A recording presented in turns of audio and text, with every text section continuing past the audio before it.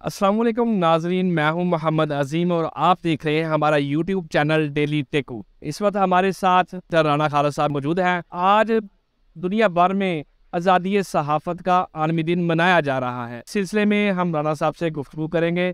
السلام علیکم رانا صاحب۔ وعلیکم السلام۔ رانا صاحب، دنیا بھر میں آزادی صحافت کا دن بھی منایا جا رہا ہے۔ پاکستان میں آمریت ہو یا جمہوریت ہو، لیکن اس کے باوجود ہی پاکستان میں آزاد صحافت ایک خواب بن چکا ہے۔ اس کے بارے میں آپ کیا کہتے ہیں؟ جی عظیم صاحب، آج کے دن کے حوالے سے سب سے پہلے تو میں ان شہدائے صحافی جو اپنی سٹرگل کے دوران، اپنی ڈیوٹی کے دوران جنہوں نے جام شہادت نوش کیا، ان کو خراج عقیدت پیش کرتا ہوں اور سلام پیش کرتا ہوں۔ بات یہ ہے کہ پاکستان جو ہے 156ویں نمبر پہ ہے جہاں پہ صحافیوں کو تحفظ حاصل نہیں ہے۔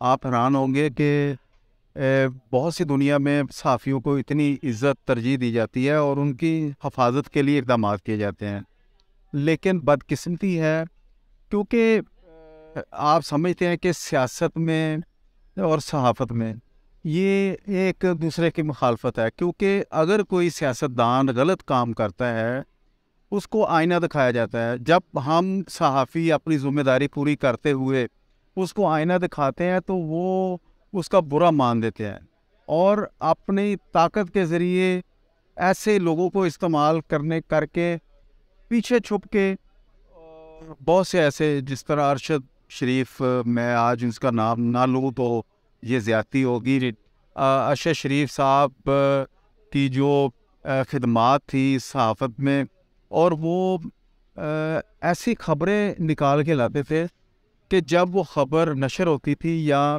وہ سوشل میڈیا پہ جاتے تھے تو وہ ادارے بھی ہل جاتے تھے ایک بار۔ تو ایسے جرنلسٹ جو اپنے ملک کی بہتری کے لیے ان اداروں کی جو سرگرمی ہے ان کو منظر عام پہ لانے کے لیے کام کرتے ہیں، تو میں سمجھتا ہوں کہ ان کو سلام پیش کرنا چاہیے۔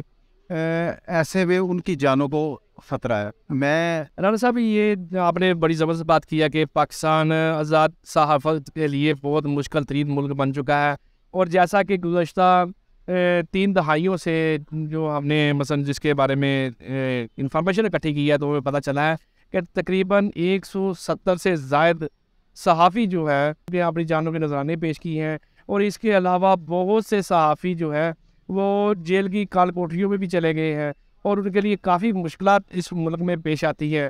تو اس کے حوالے میں آپ کیا کہیں؟ دیکھیں، صحافت کا عالمی دن جو ہے وہ 1993 سے اس کا آغاز کیا گیا ہے۔ 1993 سے آج تک میں سمجھتا ہوں کہ 1500 ایسے جرنلسٹ ہیں جو اپنی جانوں کا نذرانہ دے چکے ہیں۔ 1500، یہ بڑی ایک فگر ہے۔ ہمیں آج تک دیکھیں احتجاج ہوتا ہے، عالمی سطح پہ بھی احتجاج ہوتا ہے اور مقامی سطح پہ بھی صحافی اپنے جو ساتھی صحافی کے ساتھ جو سلوک ہوتا ہے ان کو پابند سلاسل کر دیا جاتا ہے، ان پہ جھوٹے مقدمات درج کر دیے جاتے ہیں۔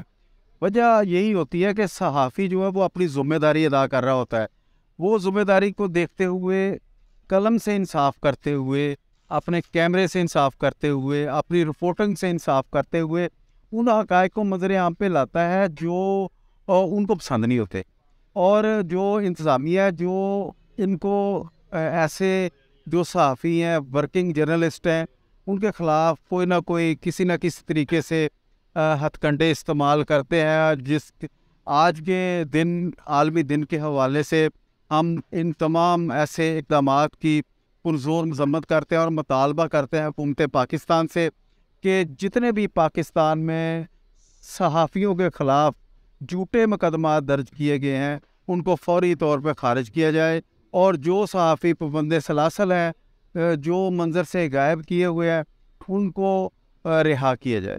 رانا صاحب، یہ جو مثلا صحافت کی ہم بات کرتے ہیں، آزادی صحافت کے موقع پہ آج ہم یہ بھی بات کرتے چلے جو مقامی صحافی ہوتے ہیں کہ جو اپنی مثلا دن اور رات کی محنت اس میں لگاتے ہیں، لیکن ان کو ادارے کی جانب سے کوئی معاوضہ نہیں دیا جاتا یا ان کو کسی قسم کی کوئی سہولیات میسر نہیں ہوتی، ان مشکلات کے بارے میں آپ کیا کہتے ہیں؟ دیکھیں، یہ قانون ہے پیمرا کا بھی اور صحافت کا بھی قانون ہے کہ ایک انہوں نے جو سیلری ہے وہ مقرر کی ہوئی ہے، لیکن جو مالکان ہیں وہ اس طرح کرتے ہیں کہ صحافیوں کا جو حق ہے، جو ان کو دینا چاہیے، پے دینی چاہیے، وہ نہیں دیتے. اور یہ میرے خیال میں پاکستان واحد ایسا ملک ہے یہاں پہ صحافیوں کے ساتھ جو ہے وہ ان کا استحصال کیا جاتا ہے، اور ان کو ان کی جو محنت ہے اس کے مطابق جو ہے وہ اجرت ان کو نہیں دی جاتی. ظاہر ہے کہ مثلا صحافی لوگ ہیں اس کی مشکلات سے بھی آگاہ ہیں، اور اس فیلڈ میں ہم نے کام بھی کرنا ہوتا ہے. لیکن یہ کہ یہاں پہ اداروں کی جانب سے بڑے ادارے تو مثلا ٹریننگ کا انتظام کرتے ہیں، لیکن چھوٹے اداروں کی جانب سے کسی قسم کی ٹریننگ کا انتظام بھی نہیں ہوتا کہ ہماری گفتگو کا انداز کیسا ہونا چاہیے، ہمارے اندر اخلاقیات کیسی ہونی چاہیے، کہ اور ہمارے سوال کرنے کا انداز کیسا ہونا چاہیے. ظاہر ہے کہ ہم کسی قسم کا کوئی فیصلہ تو نہیں کر سکتے، ہم نے ایک صرف خبر دینی ہے. تو خبر اس معاملے میں آپ کیا کہہ سکتے ہیں کہ کون سے ادارے ایسے ہیں یا کون سی یونینز ایسی ہیں جو کہ صحافیوں کے لیے محنت کر رہی ہے اور ان کو میدان میں لا کے اپنے شعبہ سے اپنے شعبہ کے متعلق ان کی مکمل رہنمائی کرتی ہیں؟ ان کے بارے میں ہم بتائیے. عظیم صاحب، یہ بڑا المیہ ہے کہ جو صحافی پریس کلب جو بنائے گئے ہیں اس میں یہ تربیتی نشستیں اس وقت ناپید ہو چکی ہیں. کوئی کسی بھی جگہ پہ بڑے جو شہر ہیں وہاں پہ تو یہ سلسلہ جاری رہتا ہے. کوئی سینئر جرنلسٹ کو، اینکر کو مدعو کیا جاتا ہے، وہ جو لوکل صحافی ہوتے ہیں ان کے ساتھ وہ گفتگو کرتا ہے. گفتگو اس انداز سے کرتا ہے کہ ان کو سبق حاصل ہوتا ہے کہ صحافت کرنے کا انداز کیا ہونا چاہیے، الفاظی کس طرح کی استعمال ہونی چاہیے. اخلاقیات سے گر کے جو صحافت کرتے ہیں وہ تو میں بھی ان کے خلاف ہوں. رانا صاحب، ایک تو ہوتی ہے ہم علاقے میں جاتے ہیں، فیلڈ میں جاتے ہیں، ہم ایک کوریج کرتے ہیں، مثلا کوئی ایکسیڈنٹ ہو جاتا ہے، کوئی انسیڈنٹ ہو جاتا ہے، تو وہ تو مثلا ہم ایک خبر بناتے ہیں. ایک مثلا جیسا کہ آج کل دور چلا ہے، ایک نظام چلا ہے کہ مقامی صحافیوں کو تنخواہ تو ملتی نہیں ہے، اور انہوں نے اپنا دن رات محنت بھی کرنی ہے، اپنے شعبے کے ساتھ وابستہ بھی رہنا ہے، اور نیک نیتی کے ساتھ، ایمانداری کے ساتھ کام بھی کرنا ہے. تو ایسے وقت میں کچھ صحافی جو ہے وہ اٹیچ ہو جاتے ہیں کسی ایک بھی سیاسی شخصیت کے ساتھ، تو پھر وہ اسی کے گرد رہتے ہیں، اسی کے چکر میں رہتے ہیں. تو اس کے بارے میں آپ کیا کہتے ہیں؟ کیا یہ صحافت کے میں ایک بدنما دبا ہے، یا مثلا اس کو سمجھتے ہیں کہ مجبوری ہے انسان؟ دیکھیں، مجبوری اپنی جگہ. جب آپ نے قلم کی حرمت کی پاسبانی کرنی ہے تو پھر ان تمام چیزوں سے بالاتر ہو کے کرنی ہے. ہمیں بالکل قطع تعلق ہو کے کہ ہم کون سی سیاسی پارٹی سے ہمیں مفاد حاصل کرنا ہے یا نہیں، ہمیں نیوٹرل ہو کے صحافت کرنی چاہیے، اور جو حقائق ہیں وہ عوام کے سامنے لانے چاہیے، تاکہ جو جرنلزم کا اصل مقصد ہے وہ اس سے فائدہ حاصل ہو. بہت شکریہ رانا صاحب. ناظرین، رانا خان محمود صاحب ہمارے ٹوبا نیشن کے اس وقت کے صحافی ہیں جب نجی چینلز کا آغاز ہوا تھا، اور ٹوبا نیشن میں سب سے پہلے جو چینل چلا تھا اپنا چینل کے نام سے، پنجابی کا چینل تھا، اس میں آغاز کیا جب کیس تیار کی جاتی تھی اور یہاں سے اپنے بندوں کو بھیجا جاتا تھا لاہور دفتر میں. وہ ویڈیو لے کے جاتے تھے، وہ ایک دن کے بعد یا 2 دن کے بعد وہ ویڈیو چلتی تھی. اور اتنے سینئر صحافی، ہماری خوش قسمتی ہے کہ ہمیں ان سے سیکھنے کا موقع ملتا ہے.